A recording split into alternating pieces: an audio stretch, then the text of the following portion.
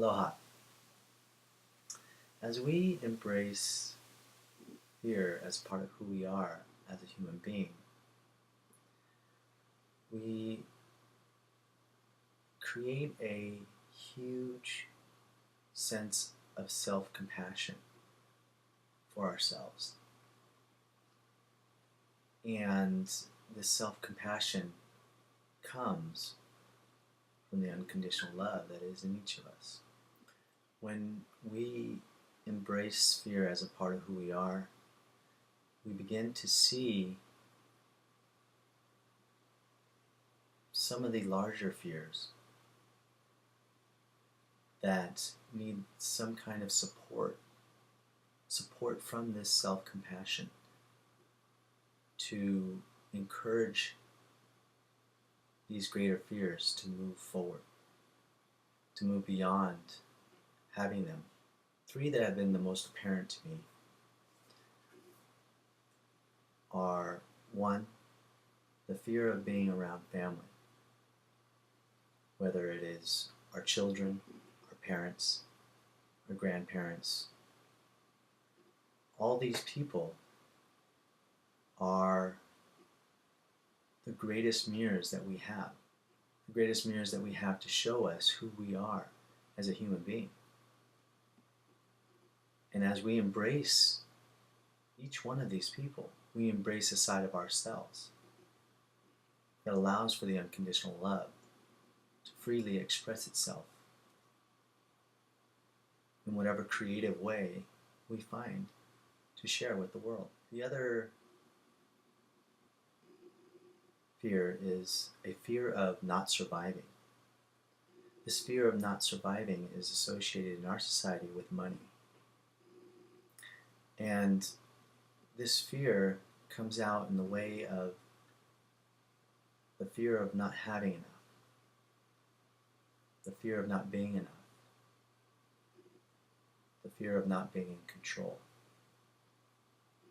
And if these fears are great for somebody, they're huge, they can be a suppression on society as a whole, whether it's a person in power or someone who has a lot of money.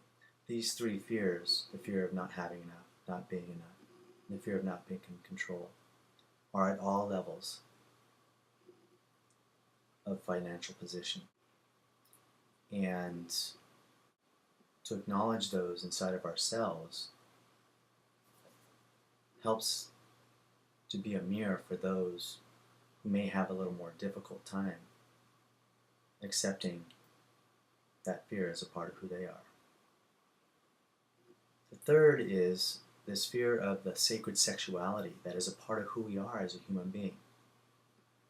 This most intimate way of being able to acknowledge and accept each other as human beings. This ultimate conditional way to create unity or oneness of the unconditional love that lies within two people.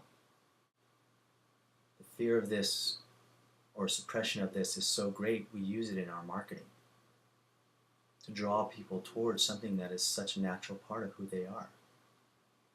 And when those of us have such a great fear around this, it comes out in very unhealthy ways, through sexual abuse, through physical abuse, through emotional abuse, and all of these fears can have an opportunity to heal. And the way this happens is through this self-compassion.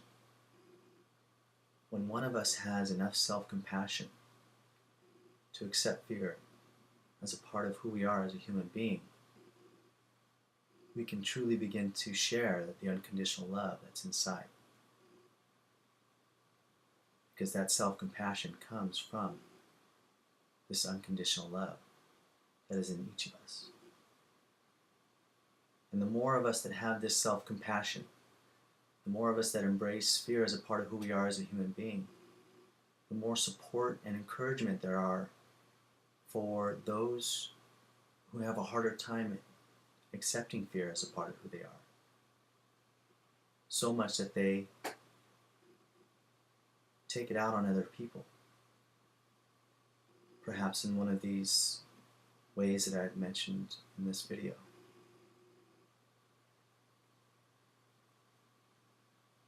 Self-compassion is the key to helping us move forward by accepting this fear as a part of who we are as a human being.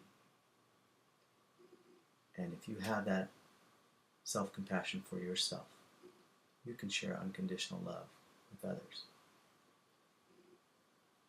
And they can have self-compassion for themselves. And they can share unconditional love with others. It's time to move forward. It's time to have self-compassion for yourself